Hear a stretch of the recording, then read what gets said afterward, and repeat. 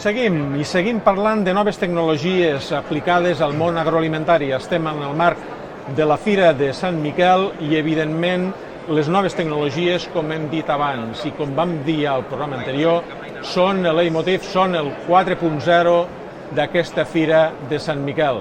Ara tenim dos convidats més que han presentat novetats en aquesta fira. Novetats a l'espai 5G de Ponent, que presenta, com us hem dit abans, una vintena d'aplicabilitats d'aquestes noves tecnologies volcades al nostre món agroalimentari. Us estic parlant de Jordi García Caberol, que és director de Beckel. Gràcies per estar aquí amb nosaltres, Jordi. Moltes gràcies a vosaltres. Benvingut.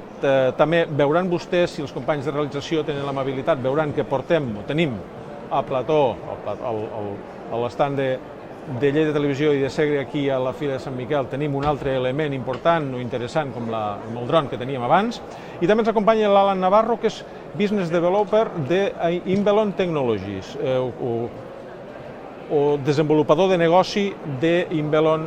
Ho dic bé, Inbelon? Sí, perfecte. Ho dic perquè igual estic pronunciant malament, Tecnològics. Alan, benvingut també, gràcies per estar aquí amb nosaltres. Jordi García, una placa solar, Fira de Sant Miquel, camps, cooperatives, granges, és que m'imagino teulats, m'imagino estalvi energètic, explotacions de rec. Expliqui'ns què presenten vostès. Imagini's que jo soc una visitant de la Fira de Sant Miquel, què ens presenten?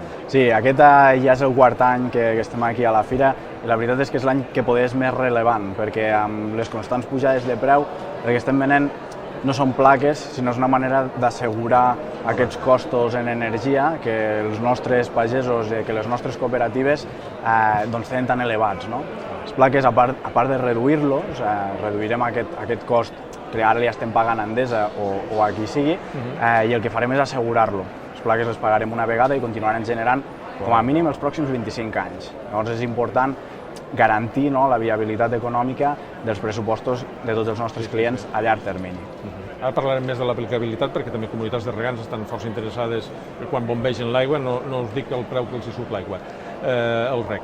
Alan Navarro, què és la realitat virtual aplicada al món agroalimentari, al món de l'agricultura?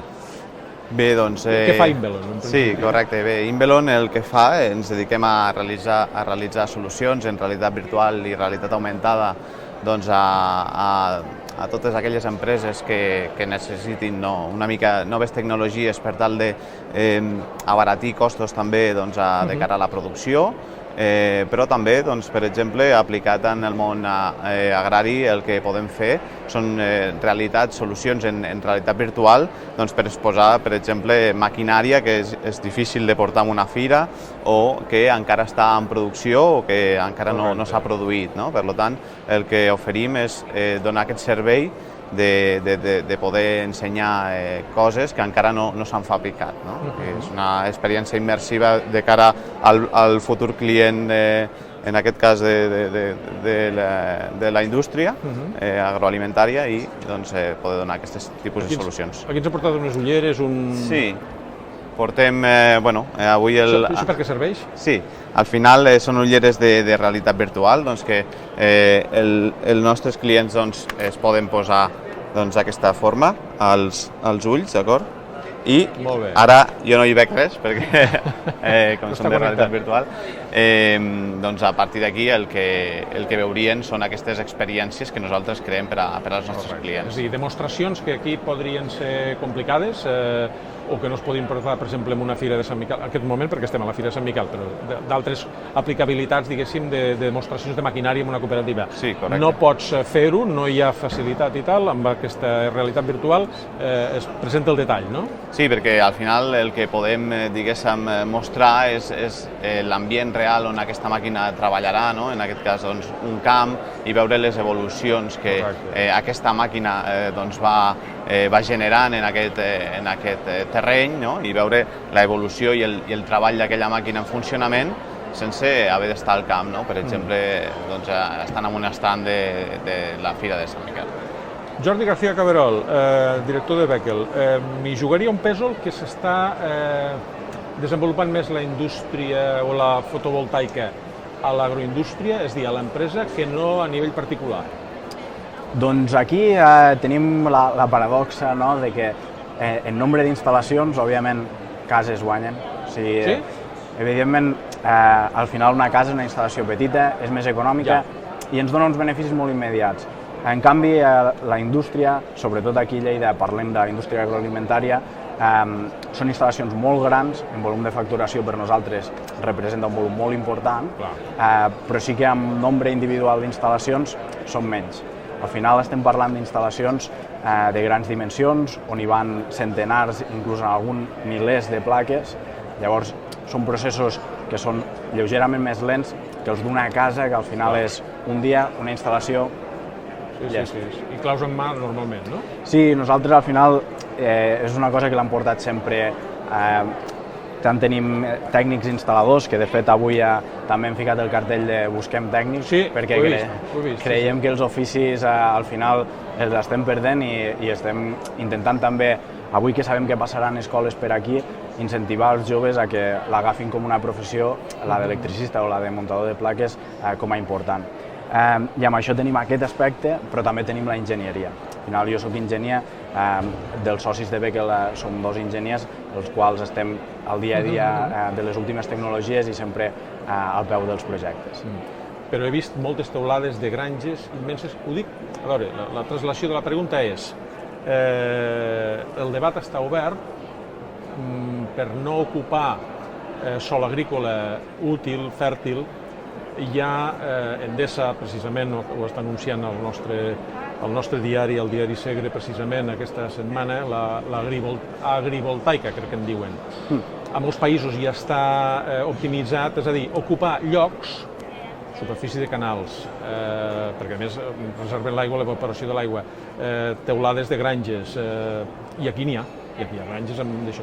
És el futur, potser, suposo, aquesta situació o nova ubicació d'aquestes grans parcs solars en llocs que fins ara potser no ens ho imaginàvem. I a la ramaderia, per exemple, o aquí a Lleida, els exemples ja els tenim. Potser no veiem cap canal tapat encara, com es pot veure a d'altres països, o a Austràlia, crec que n'he vist algun, però hi ha moltes granges i moltes explotacions que fan tot el teulat, que són immensos, l'aprofiten precisament per les plaques fotovoltaiques. Sí, justament el que em menciones, al final, l'aprofitament dels espais inútils, entre cometes, o espais no utilitzats del món agrícola per desenvolupar aquest tipus de parcs fotovoltaics que d'una altra manera desplaçarien els nostres agricultors. Al final nosaltres estem molt a favor, de fet un dels projectes d'innovació que hem presentat aquest any és precisament un projecte d'agrivoltaica, com mencionaves, i pensem que aquí són primordials. Hem tingut reunions amb molts actors del sector agroramader i ens diuen que si comencem a desplaçar arbres, el que passarà és que ens pujaran els aranzals a les terres, pujaran els costos de les explotacions i farem inviable indirectament el món de la pagesia. Al final nosaltres diem, no arrenqueu arbres, fiqueu les plaques a damunt, fem una doble utilització del sòl i a part fem-ho amb estil. Sí. Perquè a Lleida, optimitzant, sí. A Lleida també ens agrada tenir la tecnologia puntera en quant a indústria agroalimentària. I això ha de continuar així i l'hem de desenvolupar des d'aquí. Sí. Alan Navarro, això de la realitat virtual aplicada a l'agricultura i la ramaderia em sedueix el mot, diguéssim, el concepte, perquè jo crec que l'aplicabilitat no només és demostracions de funcionament d'aparells que no pots tocar, diguéssim, no? Sinó que, m'imagino, no sé si està dintre de les seves realitzacions o les seves fites, un pagès, un agricultor, una empresa agroalimentària pot tenir escanejat tot el seu territori de manera que pot parametritzar-ho còmodament, potser des de la pantalla de l'ordenador, amb aquesta realitat virtual que li mostra precisament el... Sí, al final la tecnologia de realitat virtual i augmentada s'aplica en molts àmbits del nostre dia a dia, com pot ser des de la formació de tècnics, com bé comentava el company Jordi, que cada vegada hi ha més problemes a l'hora de trobar mà d'obra qualificada. Llavors, aquesta transferència de coneixements també ens ajuda a la realitat virtual i augmentada i dintre de l'opció que em comentaves també hi ha possibilitat d'escanejar amb càmeres de 360, inclús els companys que han estat abans estaven comentant abans que portaven un dro que ja es fa aquest escaneig de 360, no? Doncs una vegada ja escanejat aquest terreny, el que podem fer, doncs, clar està, podem realitzar tot tipus d'experiències immersives amb realitat virtual o també amb la realitat augmentada. Estem treballant molt amb el tema de manteniments, no? Pot ser també... Sí, això és el que volia preguntar, l'aplicabilitat, és dir, real ara en aquests moments, per on va, per on està, quins camps està? Ara mateix la realitat virtual i la realitat augmentada s'estan utilitzant en tot el cicle, diguéssim, tot el cicle de vida d'un producte, no? Des del disseny i la validació d'un disseny, com pot ser doncs, més a la part d'enginyeria, quan s'està dissenyant un model en 3D i el que fem, doncs, tenim software propi, doncs, que el que podem fer amb ell és inspeccionar aquest model i poder validar-lo també amb el client, no? El fet doncs, que fa, doncs, el que et comentava abans, de tenir molt menys estoc, ser molt més eficient en la fabricació. Al final el que busquem és sempre l'eficiència del nostre client. Després passem doncs, a les solucions aplicades amb màrqueting o amb ventes, com la que et podia haver comentat abans, de portar doncs, una màquina en realitat virtual a la fira, no? Solucions o experiències que no es poden fer d'una altra forma, i després també estem, doncs, sobretot amb la realitat augmentada, donant solucions al que vindria a ser instal·lacions in situ i manteniments, no? Perquè al final doncs, moltes vegades també amb això el que estem evitant són desplaçaments innecessaris, estem estalviant costos en aquest aspecte a moltes empreses doncs, que potser han venut una màquina o una instal·lació al seu client i amb unes ulleres de realitat augmentada doncs, poden donar-li indicacions molt més precises. Estem parlant, és que ara m'estic fent l'imaginari, m'estic imaginant que estem parlant d'unes noves tecnologies, d'una nova tecnologia que és aplicable, que l'aplicabilitat és immensa, vull dir que és pràcticament universal, no? Sí, al final el que nosaltres diem és que la tecnologia en si és molt transversal perquè la podem utilitzar doncs, a tots els sectors. Estem ara mateix treballant amb molts clients doncs, de la indústria manufacturera, però l'estem aplicant doncs, també a indústries que necessiten els nostres serveis, tant com et deia, amb màrqueting, amb vendes. Estem treballant també amb el sector de l'educació, no? Transferir aquests coneixements d'aquests treballadors que cada vegada doncs, estan diguéssim, ja jubilant-se, no? I transferir aquest coneixement doncs, a les noves generacions. Sí, correcte. Llavors, força interessant. Estem treballant també amb molts sectors, com pot ser també el sector mèdic, l'arquitectura també, doncs, de cara a poder fer tot aquest tipus d'experiències. El perfil de client que s'ha apropat aquí o en qui s'han dirigit. Jordi Garcia Caberol, podem parlar de números? Què s'estalvia? Comencem per un particular, per un domicili, o una petita explotació que ha de col·locar, és que li parlaria de plaques, de xifra, de plaques a instal·lar, però l'altre dia no sé qui era que em va explicar que hi havia, en un parc fotovoltaic, hi havia 290.000 plaques. Dic, no hi arribo, no m'imagino què és això, no? Però a nivells, diguéssim, més abastables de la nostra indústria agroalimentària, granges, que li estava dient abans, particulars d'aquí, fins i tot cases que estan aïllades, masies, nuclis aïllats que poden convertir o que no tenen accés a la corrent elèctrica a través de cable, és a dir, solucions autònomes d'aquestes, no? Com està aquest mapa dibuixat? Sí, doncs podem parlar de xifres amb els dos casos, simplement els casos on tenim instal·lacions aïllades... O menys percentatges. Sí, o de percentatges, anem a dir. El cas, diguéssim, d'instal·lacions aïllades, estem més aviat oferint aquest servei de la llum des de zero i no és tant una mesura d'estalvi, sinó una instal·lació pròpia per una necessitat que té aquella persona, no? Llavors hem de diferenciar aquests dos tipus d'instal·lacions. Les que poden anar més enfocades a aquest estalvi energètic. S'està gravant bé, però ara estan fent un anunci aquí a la fira. Hem de conviure amb aquesta... Sí, sense. Puc continuar, sí. Doncs no, tenim aquestes instal·lacions que són les que realment són interessants d'estalvi energètic, que estem parlant de rentabilitats de fins al 20%, amb instal·lacions que ens duren uns 25 anys. Qualsevol persona que tingui unes nocions d'economia veurà que surten bé els números Llavors estem parlant d'estalvis particulars en aquella factura de la llum del 50%.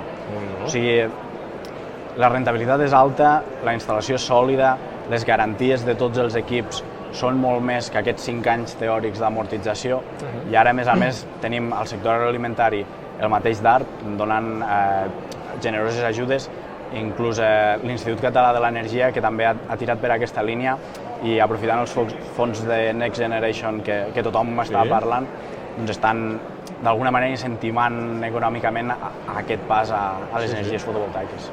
Tal com estan els atracaments amb els megawatts, tal com està la situació amb el rebut de la llum, la situació que sembla que no baixarà, li anava a preguntar precisament per les institucions, és a dir, el marc institucional ajuda fins i tot descomptes del l'IBI als ajuntaments perquè la gent pugui instal·lar plaques solars. Hi ha un marc normatiu adequat per que aquesta nova tecnologia, aquestes fotovoltaiques puguin triomfar? Sí, i el que ens trobem també més sovint a vegades és aquest tipus de por a l'administració que té la gent, doncs em ficaran alguna multa per fer això o se'm ficaran en contra. Doncs tot al contrari. El que estem trobant és inclús ajuntaments que una vegada presentem els projectes per realitzar aquest tipus d'instal·lacions, directament ens truquen i ens diuen feu-ho, us donarem permís i estem apostant, teniu bonificacions a l'IBI, teniu tot el nostre suport, farem publicitat, el que volem és que la gent es fiqui plaques, perquè al final saben que és molt difícil combatre contra aquest oligopoli energètic, que el que ens fa és culpa vostra, però nosaltres us apugem el preu i ho cobrem, que és el que m'agrada més, perquè el discurs seu és el preu puja pels mercats, perquè els polítics... Gent que no sabem ni on és marquen aquests preus. Exacte. Mai és culpa seva, però els 190 euros per megawatt els cobren ells. Fa pocs dies el diari Segre parlava, ho explicava, que s'havien augmentat exponencialment la instal·lació de plantes d'instal·lacions fotovoltaiques. Això va increixent, és efecte multiplicador? Sí, és efecte multiplicador i de fet és un mercat que nosaltres des del punt de vista més d'enginyeria fem cada any una miqueteta d'estudi de mercat i el que estem veient és que cada any ens quedem curts. O sigui, l'any passat estàvem dient el mercat es doblarà any a any. Aquest any va augmentar un 20% més del que nosaltres havíem dit que doblaria. O sigui, estem veient un creixement del mercat exponencial i el que també ens fa i que ens agrada molt és que surtin moltes empreses al sector, moltes empreses decideixin apostar directament inclús d'indústries similars, de dir, per exemple, algú que es dedica a l'eficiència energètica o poder al tema d'instal·lacions elèctriques doncs decideix també ficar plaques solars, també ajudar el sector i això ens agrada. Quan vam començar ningú estava al sector, ningú hi apostava. I ara, veient el mercat créixer, al ritme que ho està fent, i veient tantes empreses apostant per això, més que competència pensem, gràcies, per fi ens esteu fent cas. Heu obert els ulls i veieu que... D'això, Jordi, aquesta placa, això és una placa solar, evidentment. Això en 10 anys o en 5 ha canviat, però de preu, d'eficiència, fins i tot de forma, de forma quasi, però ara això tinc entès que es pot aplicar a façanes, que hi ha una aplicabilitat brutal, vull dir, enorme, no? Sí. De fet, això és l'últim de l'últim. Aquesta ara mateix és una placa de cèl·lula partida. Si pensem en la placa típica, generalment a la gent li vindrà uns quadrats, on aquí veiem aquests rectangles, abans eren quadrats. Doncs ha canviat perquè, clar, s'estan invertint moltíssims diners també en desenvolupament de la tecnologia fotovoltaica i el que estem veient ara no és tant ja una baixada de preu contínua, com veiem fins fa 1-2 anys, sinó el que estem veient ara és uns preus estàndards que permeten a tota la indústria desenvolupar-se i millorar amb uns costos que ja són establerts. Saben que la gent pagarà X diners per aquesta placa, per tant no intenten baixar el cost, intenten millorar la placa. I això és el millor que podem trobar. És una indústria establerta, és una indústria sense alts i baixos, que és el que ens beneficia a tots. Sí. No, i a més amb unes perspectives de negoci, no és la paraula adequada, de futur, de comptes, que són 25 anys amb aquest estalvi i aquesta producció, vull dir que no diré inamovible, vull dir, ha de passar una erupció volcànica com a la Palma perquè et pugui destrossar la instal·lació, però allò ja funciona per 25 o 30 anys per endavant, no? Exacte, de fet les garanties són molt àmplies, El tema, per exemple, pedregades, que ens diuen que a Lleida tenim uns factors climàtics porten suportat molts anys. Hem tingut a tots els pobles de la zona pedregades que han destrossat totes les collites i les plaques continuen allí. Continuen allí funcionant. De fet, totes les que es trenquen per defecte de transport o per... D'altres causes que no són precisament la meteorologia pròpia d'aquí, de les nostres comarques. Les plagues com a tal són resistents i duren tots aquests 25 anys. Ens queda un minutet, Alan Navarro. Li volia preguntar abans, li he avançat la pregunta, el perfil del client a qui es dirigien, però és que el seu perfil de client és pràcticament universal, és tothom. Sí, com et comentava. Però aquí a la fira, per exemple, qui seria... Perquè clar, és que em costa imaginar. A veure, em costa imaginar, hi ha cooperatives, hi ha grans indústries agroalimentàries i d'això, no? Però vostès poden estar aquí, poden estar a qualsevol altra fira. Sí. Com vostès també, vull dir, com Beckel. Vull dir que però l'interessant és la traslació al món agroalimentari, no? En aquests moments, què estan fent, qui s'hi interessa, qui ve, quin perfil de client o d'espectador o d'interessat tenen aquí ara. Doncs sí que és cert que a Inbelon estem molt encarats, no? I fem molt focus a la indústria, com et comentava, la indústria manufacturera, no? Perquè al final el que formem part, doncs, part d'aquestes solucions 4.0, d'indústria 4.0, quan parlem de la quarta revolució industrial, que tot just ha començat i que té expectatives a curt mig plaç de ser instaurada al 100%. La globalització, al final, el que empenya les empreses avui en dia és a ser cada vegada més competitius, no? I les nostres solucions, al final, com et comentava, són molt transversals per el que una mica dintre dels nostres serveis, el nostre servei de consultoria, de veure exactament en quin punt et pot ajudar a aquestes experiències i a aquestes solucions, però al final tots els clients que veig són possibles clients d'Inbelon, perquè al final, com et comentava, la tecnologia existeix i treure-li el rendiment, l'aplicació, és qüestió de fer un estudi. Fins i tot, Jordi, no sé si hem vist encara les possibilitats o què veurem, quin paisatge dibuixarem. Ens imaginem que anem amb un avió o que pugem amb un altiplà d'aquí a Lleida, amb alguna serra, o sortim amb un avió i passem per aquí. Què veurem?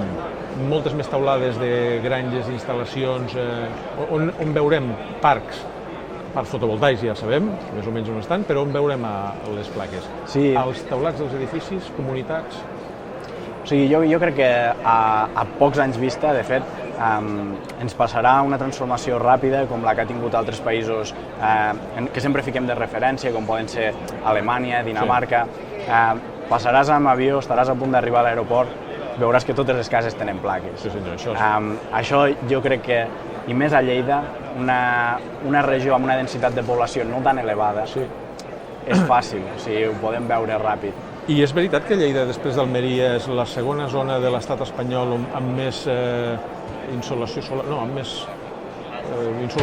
o no sé, Tenim una zona, al final, molt bona per les característiques que té... Lleida és un lloc ideal, diguéssim, per l'energia solar, no? No ho ficaria al top, tant... No, és que algú m'ho va explicar, diu, després d'Almeria, a Lleida és on teniu la radiació solar més potent, o més dies, o més intensitat.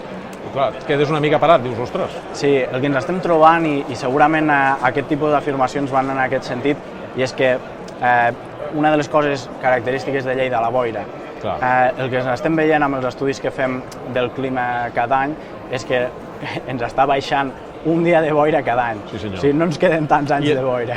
Sí, és veritat, i cada dia més de sol. Exacte, llavors jo crec que aquestes afirmacions van en aquest sentit, que és que ens està canviant el clima. Estem a una zona que hem de reaccionar ràpid si no volem que es desertifiqui a marxes forçades. Sí, senyor. Llavors, tenim molt sol, però anem a ficar plaques per no tenir-ne tant. És una contradicció poder a vegades, però molt real. I amb aquestes tecnologies d'empreses joves de Lleida crec que fixarem la població del territori. Senyor, se'ns ha acabat el temps. Alan Navarro, Business Developer d'Inbelon Technologies. Gràcies per estar aquí, per presentar-nos les novetats d'aquesta realitat virtual aplicada, també aplicable al món agroalimentari. Gràcies. Gràcies a vosaltres. Jordi García Caberol, director de Beckel, també. Endavant amb plaques solars i a veure si aquest paisatge, aquest escenari que estem dibuixant aquí, dintre de pocs anys el veiem, perquè serà realment positiu que ho veiem així. Gràcies. Moltes gràcies. Espero que el veiem, doncs. Senyors i senyors, ho deixem aquí, no tenim més temps. Avui el Lleida Activa l'hem gravat, l'hem fet aquí a la Fira, a la 60a edició de la Fira Sant Miquel i al Saló Eurofruit, que tenim aquí al costat també. Que vagi bé a la Fira, ja ho veuen que les noves tecnologies són el futur de la nostra agricultura. Fira de Sant Miquel 4.0, com dèiem la setmana passada. Ara els deixo amb el sempre interessant Consell del Despatx Moragues. Moltíssimes gràcies per la seva atenció.